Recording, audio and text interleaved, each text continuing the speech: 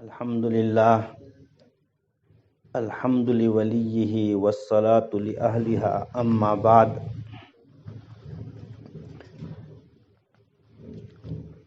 قال اللہ تبارک وتعالی فی القرآن المجید والفرقان الحمید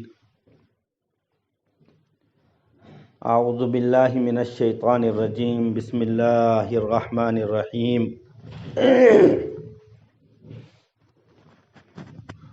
اتل ما اوحی الیک من الکتاب واقم الصلاة ان الصلاة تنہی عن الفحشاء والمنکر ولذکر اللہ اکبر واللہ یعلم ما تصنعون ولا تجادلوا اہل الکتاب الا باللتی ہی احسن قال النبی صلی اللہ علیہ وسلم القرآن حجۃ لک او علیک صدق اللہ المولانا العظیم وصدق رسولہ النبی الکریم۔ درود شریف پڑھیں۔ اللہم صلی علی سیدنا محمد وعلی آل سیدنا محمد واصحاب سیدنا محمد وبارک وسلم علیہ۔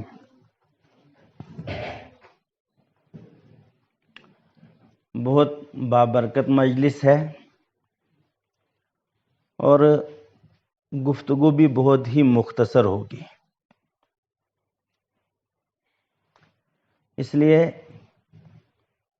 یہ بچے جو چلنا پھرنا ان نے شروع کر دیا ہے، اس سے آپ بھی پریشان ہوں گے اور کہنے والا بھی پریشان ہوگا، انہیں روکیں۔ دوسری بات، شدید ضرورت کے بغیر کوئی اس مختصر سے وقفے میں باہر نہ جائے اور نہ آئے، اس طریقے سے بھی نہ آپ کو بات سمجھ میں آئے گی اور نہ کہنے والا بات سمجھا سکتا ہے۔ بہت ہی عظیم مجلس ہے، اگر آپ خاموش رہیں گے صرف، اور جہاں جہاں رسول اکرم صلی اللہ علیہ وسلم کا نام آئے تو آپ صلی اللہ علیہ وسلم پڑھیں گے، تو فضیلت کیا ہے؟ میرے اور آپ کے آقا محمد عربی صلی اللہ علیہ وسلم کی زبانی سنیے۔ فرمایا ایک مرتبہ جس نے درود پڑھا اس پر 10 رحمتیں نازل ہوئی، 10 درجات اس کے بلند ہوئے اور اس کے 10 گناہ مٹا دیے گئے، ختم کر دیے گئے۔ تو یہ کتنی بڑی نعمت ہے صرف صلی اللہ علیہ وسلم پڑھنے کی۔ پھر اگر ہم سنیں اور سن کر عمل کرنے کی کوشش کریں، یہ تو اور بڑی بات ہے۔ ساتھیو، جلسہ دستار بندی ہے، قرآن کریم کی نسبت سے یہ مجلس قائم ہے۔ رحمت عالم صلی اللہ علیہ وسلم جب مبعوث ہوئے تو آپ خود مکی تھے، مکہ میں آپ کی پیدائش ہوئی، وہاں کی بود و باش تھی، آپ کو وہی زبان آپ بولتے تھے، سمجھتے تھے، اور آپ کی زبان سمجھتے تھے دوسرے۔ آپ کی بعثت ہوئی، آپ کو نبوت عطا کی گئی، تو آپ نے آسمانی کتاب اس وقت کی مخلوق تک پہنچانے کی کوشش کی نہیں، بلکہ حق ادا کیا۔ تو آپ کا سامنا مکہ میں صرف ایک قوم سے تھا، وہ مشرک قوم تھی۔ مکہ میں کوئی منافق نہیں تھا، نہ یہودی تھے، نہ نصرانی تھے، نہ اور کوئی قوم تھی، خالص مشرکین تھے۔ اور اگر ہوگا کوئی منافق تو وہ نا کے درجے میں ہوگا۔ لیکن جب آپ صلی اللہ علیہ وسلم نے ہجرت فرمائی تو اب مشرکین کے ساتھ ساتھ آپ کا سامنا اور 3 قوموں کے ساتھ ہوا۔ قوم منافق تھی. منافق وہ لوگ ہوا کرتے ہیں جو ظاہری طور پر تو ہر عمل مسلمانوں کی طرح کرتے ہیں، لیکن دل سے وہ اسلام سے مطمئن نہیں ہوتے ہیں اور دلی طور پر وہ کافر ہوتے ہیں. دوسری قوم تھی نصرانیوں کی قوم، عیسائیوں کی قوم، جن کا دعویٰ تھا کہ ہم حضرت عیسیٰ علیہ السلام کو مانتے ہیں.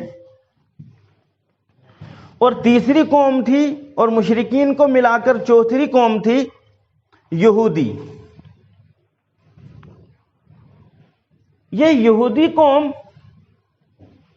عیسائیوں کے مقابلے میں ایمان والوں سے اور رحمت عالم صلی اللہ علیہ وسلم سے حد درجے کا بغض رکھتے تھے، حسد رکھتے تھے اور حد درجے کی دشمنی رکھتے تھے. اس کو قرآن کریم نے ایک موقع پر ارشاد فرمایا، لَتَجِدَنَّ أَشَدَّ النَّاسِ عَدَاوَةً لِلَّذِينَ آمَنُوا الْيَهُودَ. آپ پائیں گے قرآن پڑھنے والوں اور حبیب صلی اللہ علیہ وسلم، آپ کے ماننے والے پائیں گے یہودیوں کو ایمان والوں سے زیادہ عداوت رکھنے والے، دشمنی رکھنے والے، تکلیف دینے والے. وہ انتہا کو پہنچ چکے تھے. جتنا مشرک آپ سے نفرت کرتے تھے، آپ کے صحابہ سے نفرت کرتے تھے، دین اسلام سے نفرت کرتے تھے، اسی درجے اور اسی قدر یہ یہود بھی نفرت کرتے تھے. ذرا میں کچھ کہنا چاہتا ہوں اور کسی مقصد تک پہنچانا چاہتا ہوں، لہذا غور سے سنیں گے. میں اصل میں یہ بتانا چاہتا ہوں، آسمانی کتابیں جب جب نازل ہوئی اور جب کبھی قوم نے آسمانی کتاب کو چھوڑ دیا، وہ ذلت اور پستی میں گر گئی اور اس کا کوئی پرسان حال نہیں رہا. اور جب جب اللہ کے بندوں نے آسمانی کتاب، وہ سابقہ امتیں ہوں یا نبی صلی اللہ علیہ وسلم کی امت ہو، جب آسمانی کتاب کو، اپنے نبی پر نازل ہونے والی کتاب کو مضبوطی سے پکڑا، مضبوطی سے تھاما، تو وہ آسمان کی بلندیوں کو چھونے لگی وہ قوم، چاہے وہ کسی قبیلے سے ہو، وہ کسی رنگ و نسل سے تعلق رکھتی ہو وہ قوم. لہذا میرا مقصد یہ بتانے کا ہے، تو میں عرض یہ کر رہا تھا کہ یہودی بہت نفرت رکھتے تھے. لیکن جب یہ مدینہ میں آباد ہوئے، اگر آپ قرآن کریم کی تفسیر دیکھیں گے، سیرت اور احادیث دیکھیں گے، تاریخ دیکھیں گے، تو یہ یہودی مدینہ کے نہیں تھے. اصل یہ مدینہ کے آس پاس کے دیہی علاقوں کے تھے، دیہاتی علاقوں کے تھے.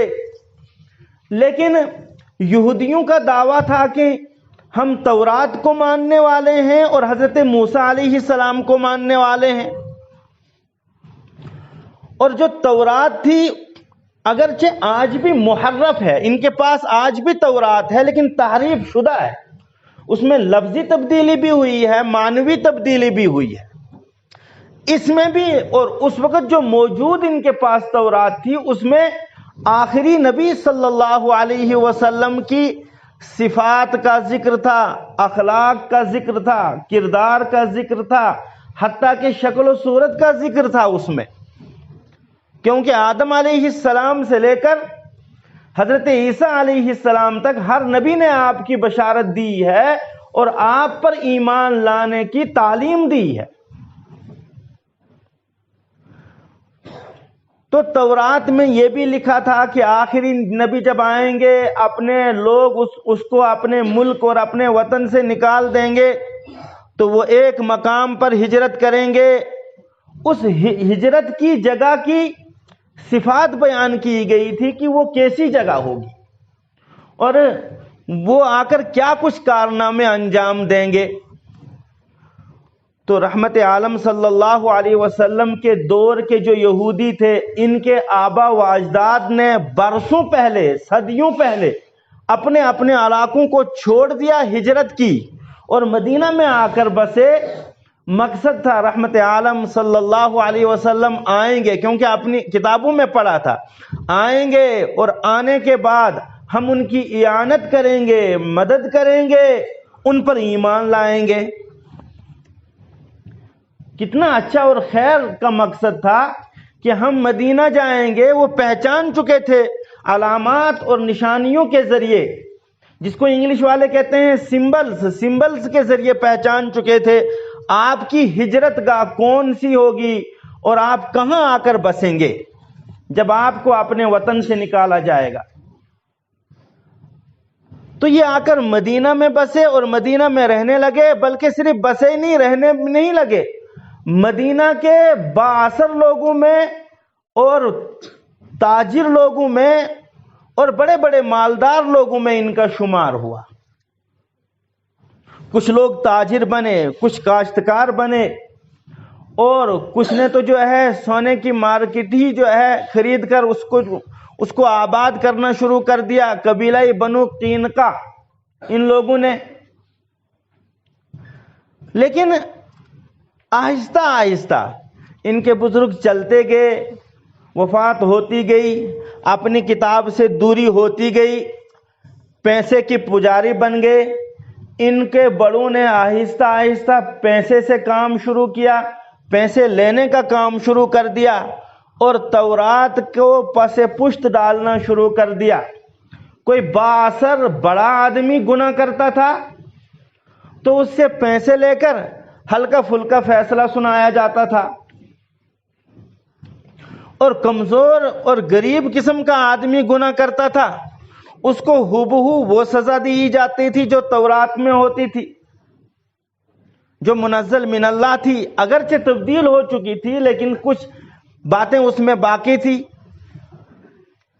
آہستہ آہستہ ایک ایک حکم کر کے اس تورات کو چھوڑ دیا، آسمانی کتاب کو چھوڑ دیا۔ بات یہاں آ کر پہنچی کہ جب رحمت عالم صلی اللہ علیہ وسلم مبعوث ہوئے، آپ کو نبوت ملی، اس وقت تک ان کی ایسی ابتر حالت ہو چکی تھی آسمانی کتاب کو چھوڑ کر کہ اب وہ محب نہیں تھے رحمت عالم صلی اللہ علیہ وسلم کے، محبت کرنے والے نہیں تھے، معاون نہیں تھے۔ وہ جس غرض سے آئے تھے کہ ہم اعانت کریں گے، مدد کریں گے، اب وہ معاون نہیں تھے، اب وہ آپ پر ایمان لانے والے نہیں تھے، آپ کے منکر تھے، آپ کے چاہنے والے نہیں، آپ کے دشمن تھے، آپ کی اعانت کرنے والے نہیں تھے۔ نعوذ باللہ آپ کو پستی اور جو ہے پستی اور پسپائی کی طرف لے جانے والے تھے۔ آپ کی اعانت تو دور کی بات ہے، نعوذ باللہ آپ کو ذلیل کرنے کی کوششیں جگہ جگہ کی جاتی تھی، یہ طریقہ اپنا رہے تھے۔ اب وہ کتاب سے دوری کی بنا پر، پڑھا ہوگا آپ نے، جب اہل مدینہ تھک گئے آپ کو تکلیف دے دے کر کچھ نہیں بنا، تو خیبر سے ایک جادوگر کو لے آئے، اس کو پیسے دیے، اور پیسے دینے کے بعد کہا ہم نے سب کچھ آزمایا، کوئی جو ہے داؤ نہیں چلا، اب آپ کے بس میں ہے، آپ کچھ کرو، جتنا پیسہ لینا ہے منہ مانگا انعام لے لو، اس کو کسی نہ کسی طریقے سے اس روڑے کو ہمارے درمیان سے ہٹاؤ۔ بخاری کی روایت ہے، لبید بن عاصم اس کا نام تھا، اس نے کہا ایک غلام دے دیجئے، ایک بچہ دے دیجئے، میں اس کی مدد لوں گا۔ انہوں نے ایک بچہ دے دیا اور وہ آپ کی خدمت میں رکھا گیا صلی اللہ علیہ وسلم۔ بظاہر وہ خادم تھا آپ کا، لیکن اس کی کچھ ذمہ داری لگائی تھی، جب آپ کنگا کریں گے تو آپ کے بال، نبی صلی اللہ علیہ وسلم کے بال جو کنگے میں لگیں گے وہ آپ نے ہم تک پہنچانے ہیں۔ اور جب آدمی کنگا کرتا ہے تو کچھ نہ کچھ تھوڑا سا میل بھی لگ جاتا ہے، کہ کنگے کے دندانوں میں جو میل ہوگا وہ بھی آپ ہمارے پاس پہنچائیں گے۔ چنانچہ اس نے خدمت کے داو اور پیچ میں آپ صلی اللہ علیہ وسلم کے یہ جو ہے بال اور پھر آپ کا جو ہے وہ کنگھے میں لگا ہوا میل پہنچا دیا، اور لبید بن عاصم نے اپنی بیٹیوں کے ساتھ مل کر ایک جادو تیار کیا رحمت عالم صلی اللہ علیہ وسلم کے لیے۔ آپ صلی اللہ علیہ وسلم پر جادو کیا۔ امی عائشہ رضی اللہ تعالی عنہا فرماتی ہیں کہ آپ نے کھانا کھایا ہوتا تھا، آپ کو لگتا تھا کہ میں نے کھانا نہیں کھایا۔ آپ نے بات کی ہوتی تھی مجھ سے، آپ کو لگتا تھا کہ میں نے بات نہیں کی۔ آپ نے آرام کیا ہوتا تھا، لگتا تھا آپ کو کہ آرام نہیں کیا۔ یہ اللہ کا فضل تھا۔ دینی امور اور دینی معاملات میں یہ بات نہیں تھی، کیونکہ آپ نبی تھے اور نبی سے کوئی غلطی سرزد نہیں ہوتی تھی۔ لیکن جس طریقے سے نبی پر زخم کی وجہ سے تکلیف ہو سکتی ہے، نبی پر بخار اثر کر سکتا ہے، نزلہ اور زکام اثر کر سکتا ہے، اسی طریقے سے جادو بھی اثر کرتا ہے۔ چنانچہ 1 سال تک آپ پریشان رہے۔ 1 سال کے بعد حضرت جبریل امین اور حضرت میکائیل آئے اور آپس میں گفتگو کی۔ آپ صلی اللہ علیہ وسلم آرام فرما رہے تھے۔ آپ نے سب یہ منظر دیکھا۔ ایک نے دوسرے سے پوچھا کیا ہوا ہے ان کو؟ کہا جادو ہوا ہے۔ کس نے کیا؟ بتا دیا، اور یہ بھی کہاں ہے وہ بھی بتا دیا گیا۔ دور ایک مدینہ سے باہر ایک کنویں میں رکھا تھا۔ ظاہر سی بات ہے جادو کرنے والا کافر ہوتا ہے اور وہ یہ گندے کام کرتا ہے، وہ گندا رہ کر جو ہے یہ گندے کام کرتا ہے۔ ایمان والا جادوگر نہیں ہو سکتا ہے، پاک دل اور پاک بدن جادوگر نہیں ہو سکتا ہے۔ جس کے اندر ایمان کی رمق اور ایمان کی رگ ہوگی وہ یہ حرکتیں نہیں کرے گا۔ آپ صلی اللہ علیہ وسلم نے چند صحابہ کو بھیجا کہ جاؤ دیکھو، نکالو وہاں سے۔ نکالا، اور نکالنے کے بعد وہیں اس کو کھولا اور مدینہ لانے سے منع کیا کہ یہ ایک غلط گندی چیز ہے۔ جب اس کا افشا ہم کریں گے، اس کا اعلان کرتے پھریں گے تو لوگ دین کو چھوڑ کر اسی کو سیکھنے لگ جائیں گے۔ جیسے دیہاتوں اور گاؤں میں یہ طریقہ ہوتا ہے، 6 کلمے ٹھیک سے یاد نہیں، نماز یاد نہیں، لیکن یہ غلط طریقے اور غلط جو ہے منتر یاد ہوتے ہیں لوگوں کو اور تکلیف دیتے ہیں دوسروں کو۔ آپ صلی اللہ علیہ وسلم نے منع کیا کہ یہ مدینہ میں نہ لایا جائے۔ اسی وجہ سے اس لبید بن عاصم کو سزا بھی نہیں دی، اور یہ آپ کا ذاتی مسئلہ بھی تھا۔ آپ ذاتی مسئلے پر کسی کو سزا نہیں دیتے تھے۔ لبید بن عاصم اور اس کی بیٹیوں کو کوئی سزا نہیں دی۔ پھر اس وقت آخری 2 سورتیں قل اعوذ برب الفلق اور قل اعوذ برب الناس، یہ سورت نازل ہوئی۔ آپ سے فرمایا گیا کہ آپ ایک آیت پڑھتے جائیے، اور جو کنگھا تھا، کنگھے میں جو ہے تانت کے ذریعے بند لگائے گئے تھے اور وہ 11 بند تھے۔ فرمایا گیا کہ آپ ایک آیت پڑھیے، دم کیجئے اور بند کھولیے، اور کھولتے گئے اور آپ کی تکلیف دور ہوتی گئی۔ امی عائشہ رضی اللہ تعالی عنہا فرماتی ہیں جس رات یہ آپ نے دیکھا یہ منظر کہ مجھ پر جادو کیا گیا ہے تو صبح بہت خوش تھے۔ فرمایا آقا آپ خوش ہیں؟ کہا ہاں آج میں خوش ہوں اس وجہ سے کہ مجھے بتلا دیا گیا کہ آپ کو کیا تکلیف ہے، آپ کو کیا پریشانی ہے۔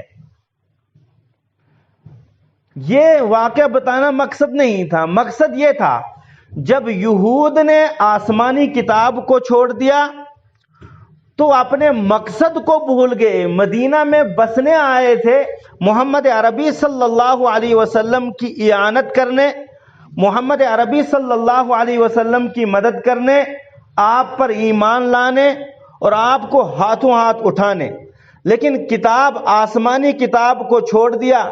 اتنے ذلیل ہو گئے کہ آپ کو تکلیفیں پہنچانی شروع کر دی۔ قرآن نے اعلان کر دیا لَتَجِدَنَّ أَشَدَّ النَّاسِ عَدَاوَةً لِلَّذِينَ آمَنُوا الْيَهُودَ، لوگوں میں سب سے زیادہ ایمان والوں سے جو نفرت کرتے ہیں، عداوت رکھتے ہیں، دشمنی رکھتے ہیں، وہ رکھتے ہیں یہود۔ یہودیوں سے بچنا چاہیے۔ یہود انتہائی نفرت کرنے والے ہیں ایمان والوں کے ساتھ، بالخصوص محمد عربی صلی اللہ علیہ وسلم کے ساتھ۔ ساتھیو، جب آدمی آسمانی کتاب کو چھوڑتا ہے تو جانور سے بھی بدتر ہو جاتا ہے، اپنے مقصد حیات کو بھول جاتا ہے، مقصد تخلیق کو بھول جاتا ہے، درندوں والی صفت اس میں آ جاتی ہے، بلکہ میں اس سے بھی نیچے گزندوں والی صفت آ جاتی ہے، گزندہ ہوا سانپ اور بچھو والی صفت ہوتی ہے، وہی عداوت رکھتا ہے، وہی انسانیت کو کاٹتا ہے۔ تو یہود نے انسانیت کو کاٹنا شروع کر دیا۔ اس سے ایک نقطہ یہ بھی معلوم ہوا، جادو یہودیوں کی صفت ہے، ایمان والوں کی صفت نہیں ہے۔ درود شریف پڑھیے۔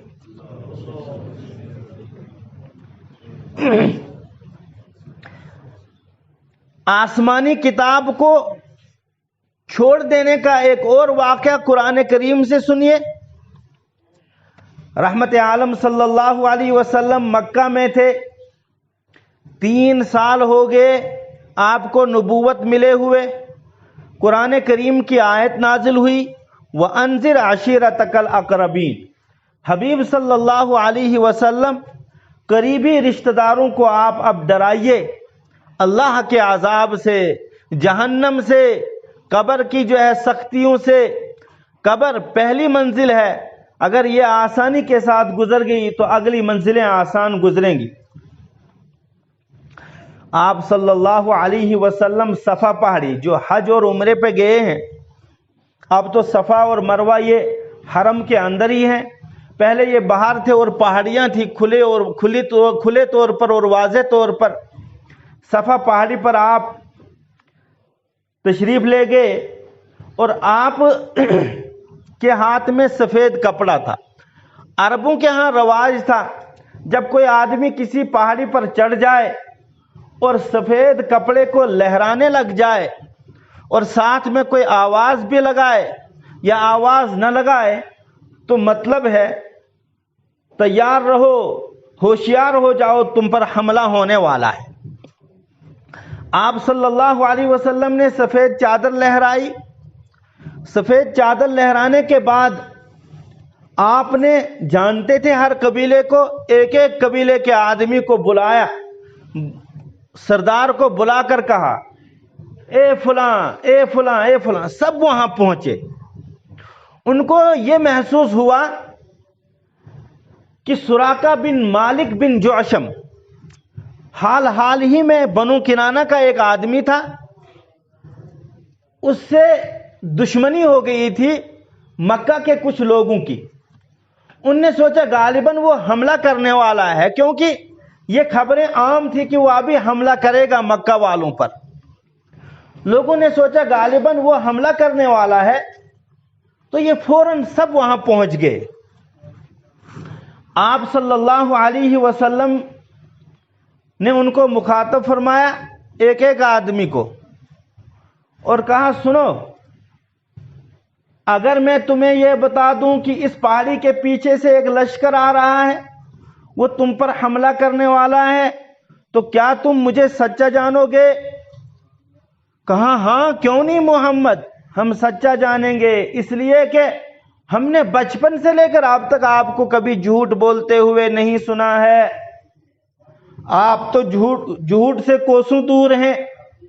کہ ٹھیک ہے، جب بات ایسی ہے تو سنو، لا الہ الا اللہ پڑھ لو، کامیاب ہو جاؤ گے، ورنہ فرشتوں کا لشکر تیار ہے سامنے، جب موت آئے گی تو اس وقت وہ تمہارے چہروں پر ماریں گے، تمہاری پیٹھ پر ماریں گے، اور اس طریقے سے تمہیں تکلیفیں دیں گے، اور پھر قبر میں تو سختیاں ہوں گی، لیکن آخرت میں پھر جہنم کا فیصلہ ہوگا، وہاں اس سے بھی بڑا لشکر ہوگا۔ یہ کہنا تھا تو سب لوگ ایسے بدکے جیسے گدھے بدکتے ہیں، اور ایسے بھاگنے لگے اور ایسے بولنے لگے جیسے درندے بولتے ہیں۔ آپ کا ایک حقیقی چاچا جس کو عبد العزیٰ نام رکھا گیا تھا، لیکن قرآن کریم نے اس کو عبد العزیٰ کے نام سے نہیں، کیونکہ یہ شرکیہ نام تھا، بیان نہیں کیا۔ قرآن کریم نے ابو لہب کے نام سے اس کو ذکر کیا، شعلے والا۔ وہ آیا کہا اچھا تو نے اسی وجہ سے بلایا تھا، ہلاکت ہو بربادی ہو تیری، تو نے ہمیں اسی وجہ سے جمع کیا۔ کتابوں میں آتا ہے اس نے کچھ کنکر پھینکے اور آپ کے چہرے مبارک کی طرف پھینک دیے، اٹھا کر پھینکے۔ کچھ روایتوں میں ہے کہ دھکا اور تھپڑ دیا، کچھ روایتوں میں ہے کہ نعوذ باللہ آپ صلی اللہ علیہ وسلم کے سامنے تھوکا اور بھاگ نکلا، اور بھی مشرکین وہاں سے بھاگ نکلے۔ اس موقع پر ایک قیمتی جملہ آپ صلی اللہ علیہ وسلم نے اپنی پھوپھی سے فرمایا تھا، حضرت صفیہ۔ 5 پھوپھیاں تھی آپ کی، صرف ایک نے ایمان لایا، حضرت صفیہ کا صفیہ آپ میری پھوپھی ہیں، میں آپ پر قربان، مجھے آپ سے بہت زیادہ محبت ہے، لیکن سن لینا اگر آپ نے اس کلمے کو نہیں اپنایا تو میری رشتہ داری اور میری محبت کل قیامت کے دن تجھے کچھ کام نہیں آئے گی، اس لیے ایمان لا اگر نجات پانی ہے، کامیاب ہونا ہے۔ یہ تو پھوپھی کی بات ہے۔ مسلم کی ایک روایت ہے، اس میں ایک موقع پر فرمایا میرے اور آپ کے آقا محمد عربی صلی اللہ علیہ وسلم نے اپنی چہیتی بیٹی، جس سے آپ صلی اللہ علیہ وسلم نے فرمایا جنت کی خواتین کی سردار ہیں، حضرت فاطمہ رضی اللہ تعالی عنہا سے کہ فاطمہ سن لینا، کہیں ایسا نہ ہو کسی بھی کی نسل کی عورتیں آئیں گی کل محشر کے میدان میں اور نیک عمل لے کر آئیں گی، تہجد لے کر آئیں گی، نمازیں لے کر آئیں گی، ایمان لے کر آئیں گی، قرآن کریم لے کر آئیں گی، اور ان کے پاس اعمال کے پہاڑ ہوں گے، لیکن فاطمہ کہیں ایسا نہ ہو کہ آپ بغیر عمل کے آؤ، صرف اتنی نسبت لے کر آؤ کہ میں محمد کی بیٹی ہوں۔ میری نسبت آپ کو کوئی فائدہ نہیں دے گی جب تک نہ آپ کے پاس عمل ہوگا، جب تک نہ آپ کے پاس ایمان ہوگا۔ اللہ اکبر! میرے اور آپ کے آقا تمام کائنات میں افضل ترین محمد عربی صلی اللہ علیہ وسلم فرما رہے ہیں کائنات کی افضل عورت حضرت فاطمہ رضی اللہ تعالی عنہا سے کہ میری بیٹی ہونا کوئی فائدہ نہیں دے گا جب تک نہ ایمان ہوگا، جب تک نہ توحید ہوگی، جب تک نہ اعمال صالح ہوں گے۔ فرمایا کیا کنعان حضرت نوح کا بیٹا نہیں تھا؟ قرآن نے کہا تیرا بیٹا ہی نہیں ہے۔ کیوں؟ دین ایک نہیں ہے۔ جب دین نہیں ہے تو نسبت کچھ نہیں، نسبت کسی کام کی نہیں ہے۔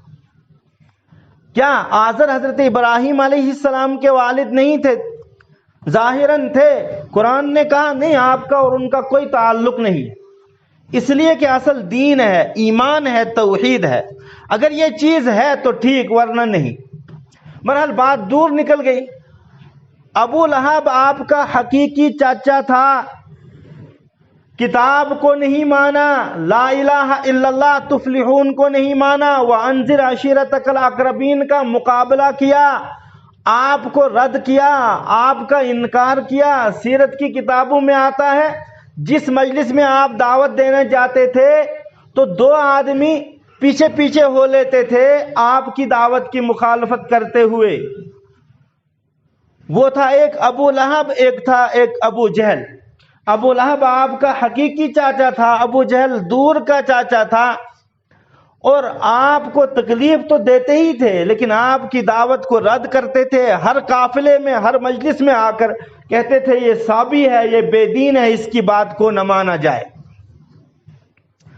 آپ کے قریبی رشتہ دار آسمانی کتاب کو نہیں مانا، ذلت اور پستی کی گہرائی میں گر گئے، پستی کے گڈھے میں گر گئے، کہیں نام و نشان نہیں ہے۔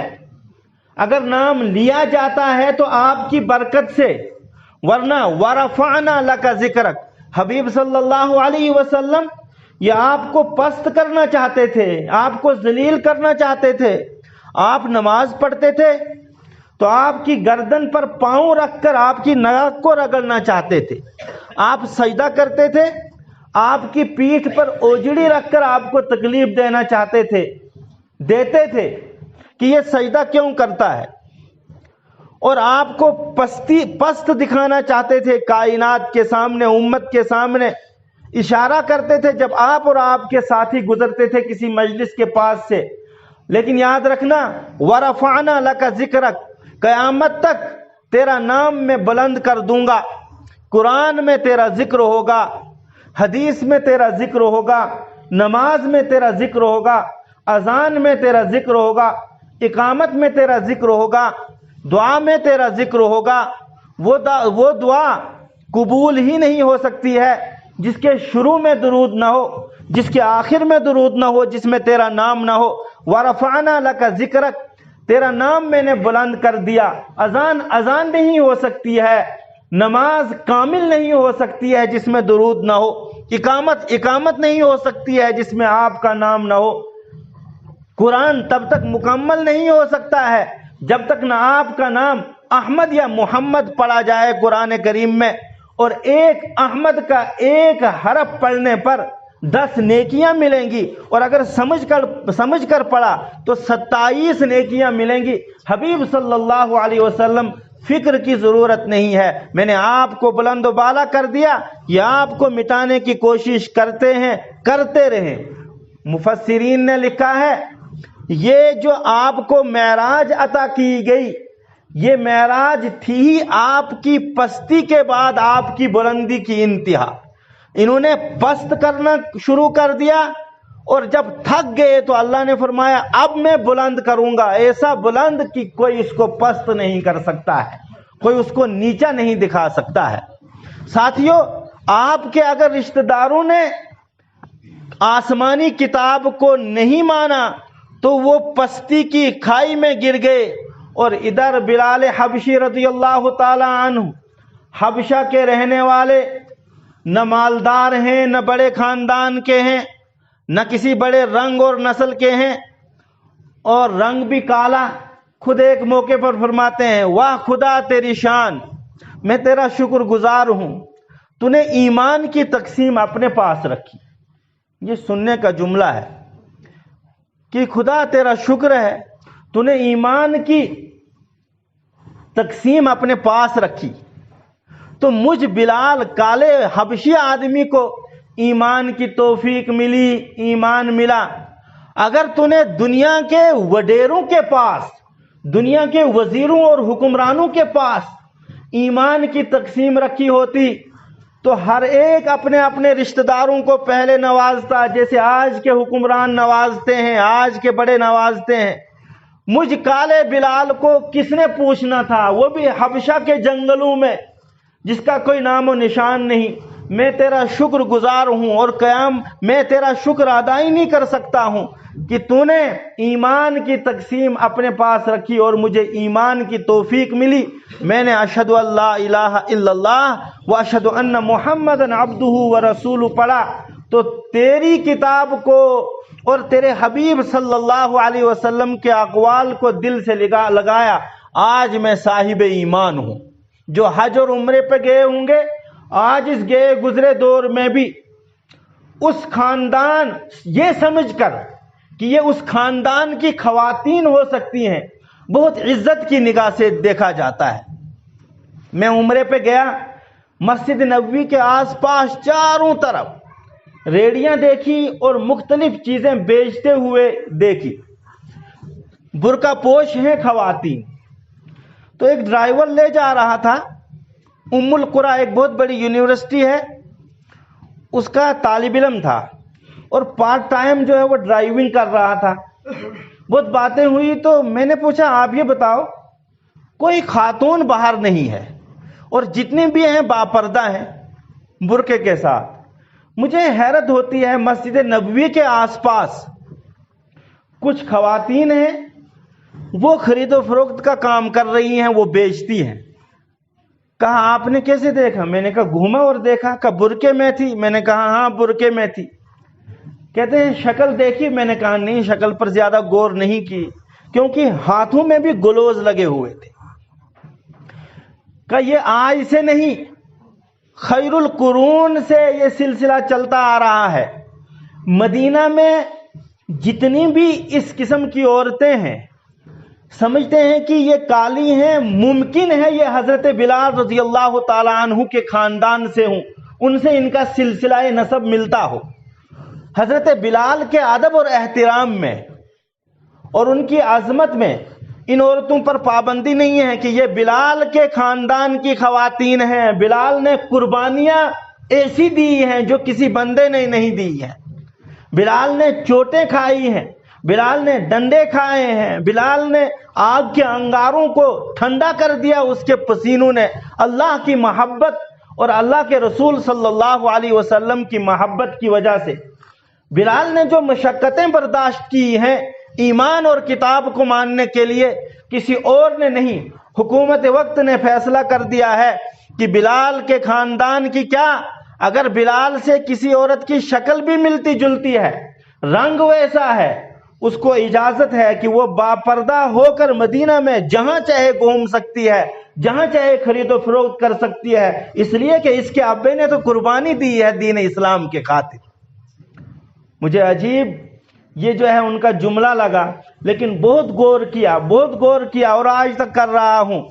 اللہ جس کو چاہے بلند کرنا، دنیا لاکھ چاہے اس کو پست کرنا اور ذلیل کرنا، کبھی نہیں کر سکتی ہے۔ اس حضرت بلال نے اللہ رب العزت کے دین کے خاطر قربانی دی، کتاب کو ماننے کے خاطر قربانی دی۔ اللہ نے ایسا بلند کیا کہ صرف اس کی نسل ہی نہیں، اگر ان کے خاندان یا ان سے کسی کا رنگ بھی ملتا ہے، اس کو پورے مدینہ اور مکہ میں آزادی ہے، جو چاہو ایمان کی حالت میں کرو، تم آزاد ہو، اس لیے کہ تمہاری قربانیاں ہیں، تمہیں اللہ رب العزت نے بلند کر دیا ہے۔ ادھر ابو جہل بہت بڑا مالدار، ابو لہب بہت بڑا مالدار، کتاب کو ٹھکرایا کہ آسمانی کتاب کو نہیں مانا، اللہ نے پست کر دیا، ذلیل کر دیا۔ اور قرآن میں ہے تبت یدا ابی لہب، تو کہتا ہے محمد برباد ہو، تبت یدا ابی لہب، ابو لہب برباد ہو، وہ تب اور برباد ہو گیا، ما اغنا عنہ مالہ وما کسب، اس کو بے نیاز نہیں کیا نہ اس کے مال نے اور نہ اس کی اولاد نے۔ کہا کرتا تھا جنت اور جہنم ہے نہیں، اگر ہوگا جہنم بفرض محال تو مال دے دوں گا فدیہ کے طور پر، فائن کے طور پر، جرمانے کے طور پر، تو جنت میں چلے جاؤں گا۔ اس سے بھی کام نہ چلے تو اولاد کو فدیہ کے طور پر دے دوں گا اور چلے جاؤں گا جنت میں۔ وہ سمجھتا تھا خالہ جی کا گھر ہے جنت۔ ما اغنا عنہ مالہ وما کسب سیصلی نارا ذات لہب، یہ تو آخرت کی سزا بیان کی، دنیا کی سزا یہ ہے، اللہ نے رہتی دنیا تک انسانیت اور کائنات کو دکھا دیا۔ غزوہ بدر کے بعد اس کے بغل میں ایک پھوڑا نکل گیا، اس وقت کے حکیم اور ڈاکٹروں کے پاس گئے، انہوں نے کہا یہ طاعون ہے، یہ وائرس ہے، جو بھی اس کے قریب جائے گا وہ اس میں مبتلا ہو کر مرے گا، اس کے قریب نہ جانا۔ لہذا وہ بیوی جس پر اس کو فخر تھا، جو اس کو آپ صلی اللہ علیہ وسلم کو ستانے میں ساتھ دیتی تھی، اور وہ اولاد جس کے متعلق کہا کرتا تھا کہ میں ان کو جہنم میں بھیج دوں گا، فائن کے طور پر، جرمانے کے طور پر، خود جنت میں چلے جاؤں گا۔ 10 بیٹے تھے اور وہ مال جس پر اس کو فخر تھا وہ کام نہیں آیا، بیٹوں نے بھی چھوڑ دیا۔ اس گھر میں، جس گھر میں جانور باندھے جاتے ہیں، عربی میں اس کو اور اردو میں استبل خانہ کہتے ہیں، جانوروں کے باندھنے کا مقام اور گھر، مکان، اس گھر میں ڈال دیا، بیوی نے بھی اور بچوں نے بھی۔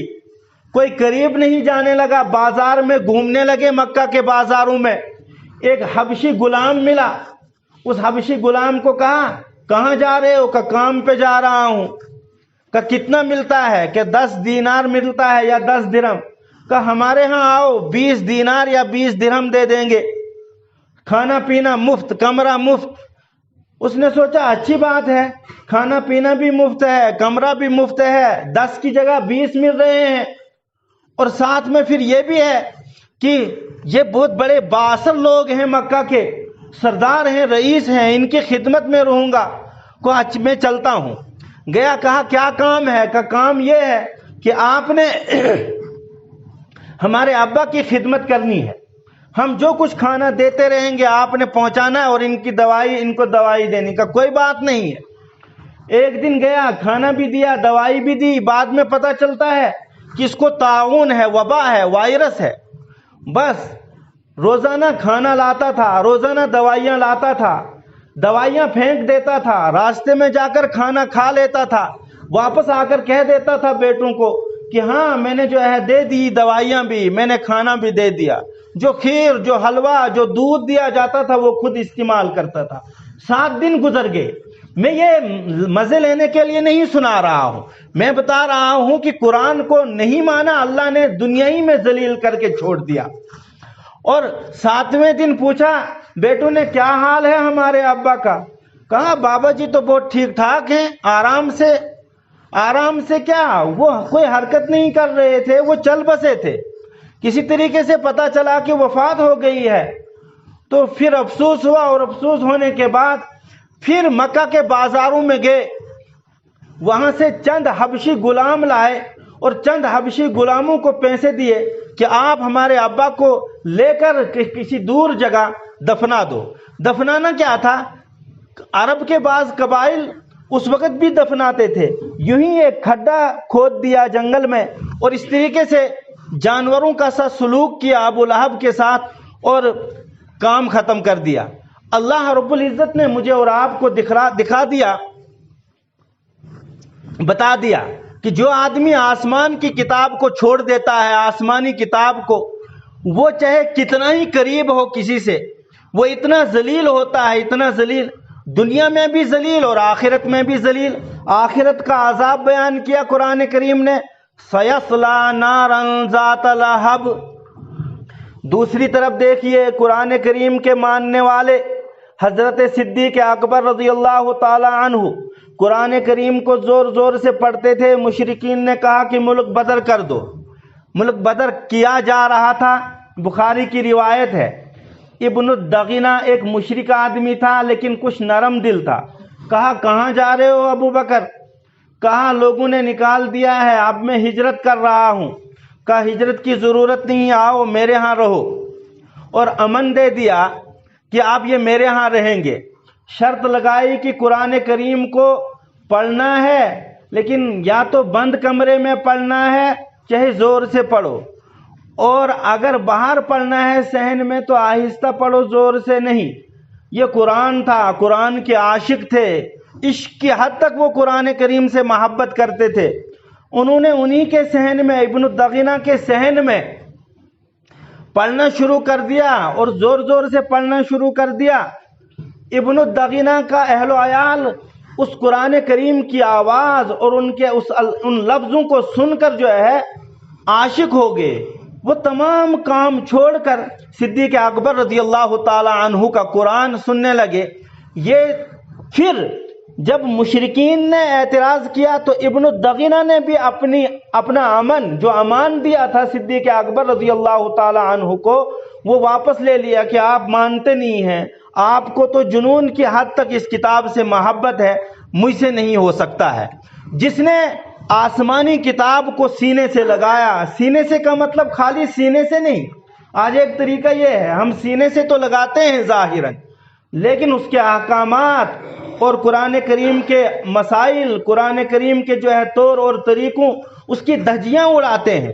اور اعتراض تو ہم کرتے ہیں غیروں پر، لیکن خود جو ہے شادی کے موقع پر، گمی کے موقع پر، فنکشن کے موقع پر، اپنی 24 گھنٹے کی روزمرہ زندگی میں ہم قرآن کریم کے احکامات کو دھتکارتے رہتے ہیں نعوذ باللہ، اور پس پشت ڈالتے رہتے ہیں۔ اس کی کوئی فکر نہیں ہے کہ یہ قرآن کریم اللہ کی کتاب ہے۔ علماء کی مجلس میں جرات کر کے ایک لفظ استعمال کر رہا ہوں کہ اس وقت کتاب اللہ ہمارے درمیان، میرے اور آپ کے درمیان مظلوم ہے، اس وجہ سے کہ ہم ایمان والے ہی اس پر عمل نہیں کر رہے ہیں، خالص قسم کے لیے رہ گئی ہے، برکت کے طور پر رہ گئی ہے، اس کے علاوہ اور کوئی جو ہے، یا اگر ہم میں سے کسی کی وفات ہوتی ہے تو پھر ایصال ثواب کے لیے جو ہے استعمال کرتے ہیں۔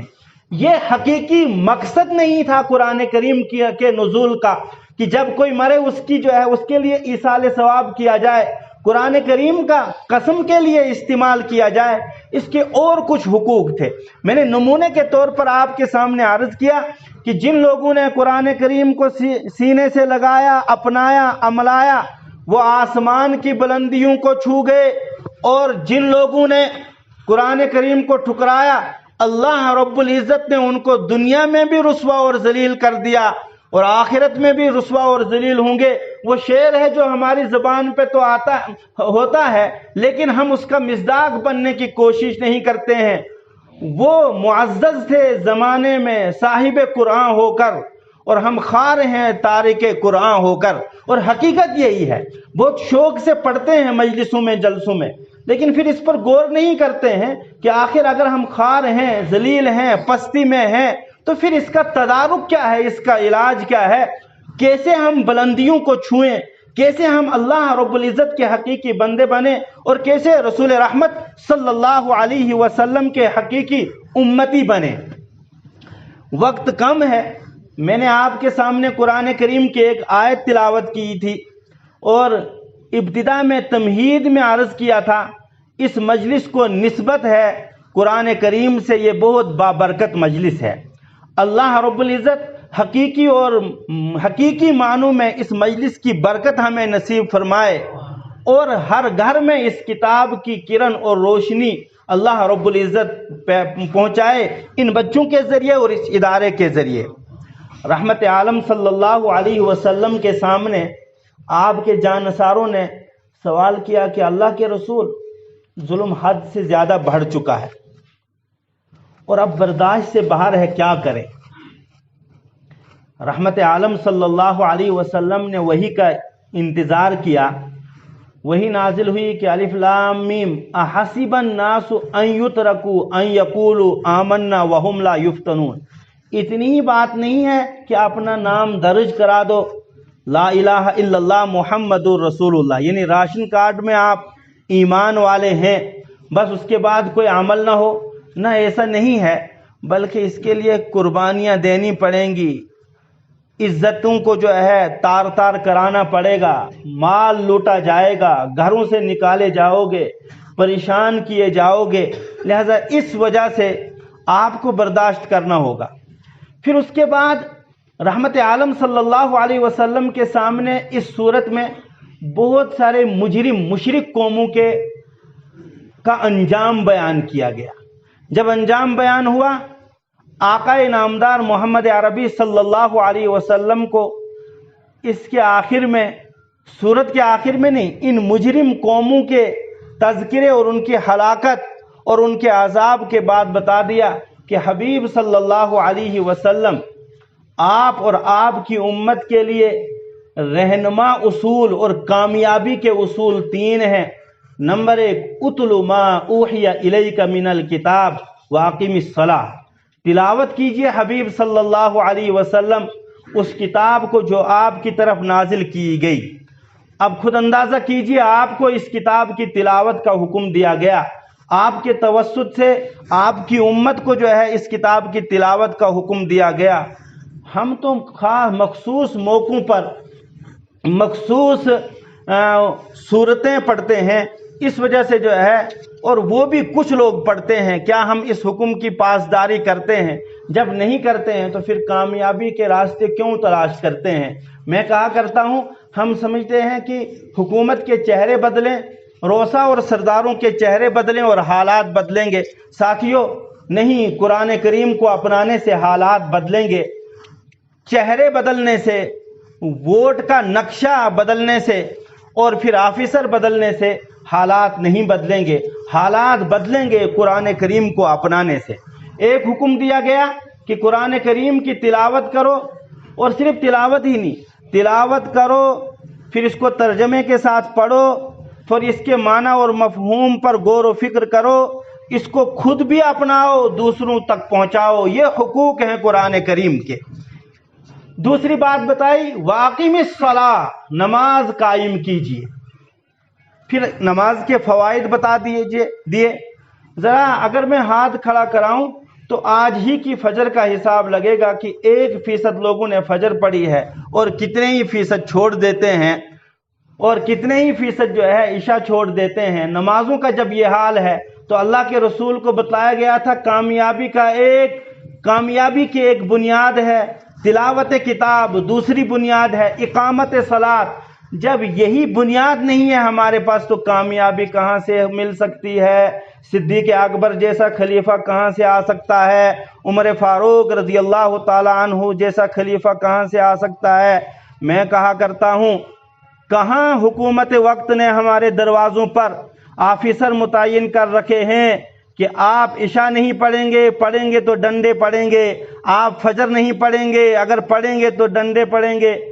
کہاں یہ کہہ رکھا ہے جوانوں کو کہ عشاء کے بعد صبح 4 بجے تک آپ نیٹ چلاتے رہیں گے، اگر نہیں چلائیں گے تو آپ کو صبح جیل بھیج دیا جائے گا؟ یہ سب بہانے ہیں۔ تبھی میں کہتا ہوں جو یہ دعویٰ کرتا ہے کہ چہرہ بدلنے سے، حکومت بدلنے سے حالات بدلیں گے، یہ شرک کا دعویٰ ہے۔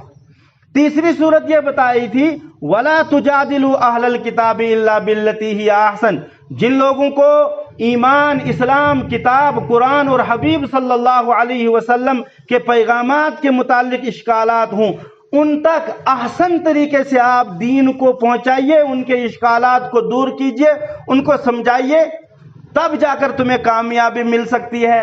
ہم ان 3 بنیادی اصولوں میں کامیاب نہیں ہیں، ان میں ہم جو ہے بالکل بہت نیچے کے درجے میں ہیں، اور اس وجہ سے ہم ناکامی کا منہ دیکھ رہے ہیں، گلے اور شکوے کر رہے ہیں دوسروں پر، غیروں پر۔ اور اگر کبھی کسی گھر میں بیماری ہے تو وہ گلے اور شکوے کرتا ہے پڑوس پر، کسی دوسرے پر، اور اللہ عاملوں کا بھلا کرے۔ وہ عامل بھی یہی کہتے ہیں کہ فلاں نے جادو کیا ہوگا، فلاں نے جو ہے منتر پڑھ رکھا ہے، جبکہ قرآن کریم کے قریب نہیں گئے، قرآن کریم کے مطالبے کو نہیں سمجھا، اللہ کے احکامات کو نہیں مانا، تو ظاہر سی بات ہے دنیا میں بھی پستی کا سامنا ہوگا۔ اور اللہ محفوظ فرمائے کہیں قرآن جو وہ میں نے حدیث شریف پڑھی تھی، القرآن حجت لک او علیک، قرآن آپ کے لیے حجت ہے، یعنی آپ کے حق میں بولے گا، آپ کے حق میں جھگڑا کرے گا، او علیک یا آپ کے خلاف۔ کہیں ایسا نہ ہو یہ قرآن ہمارے خلاف اللہ رب العزت کے سامنے بولے کہ پروردگار میرے ساتھ ظلم ہوا ہے، مجھ پر عمل نہیں کیا گیا، میرا مس یوز ہوا ہے، غلط مقام پر تو استعمال کیا گیا، لیکن جس مقصد کے لیے میرا نزول ہوا تھا، جس مقصد کے لیے تو نے نبی صلی اللہ علیہ وسلم کو بھیجا تھا، اس مقصد پر یہ نہیں اترے، لہذا اب یہ مجرم ہیں، ان کی خبر لی جائے۔ اللہ رب العزت کہنے سننے سے زیادہ عمل کی توفیق عطا فرمائے۔ سبحان ربک رب العزت عما یصفون وسلام علی المرسلین والحمد للہ رب العالمین۔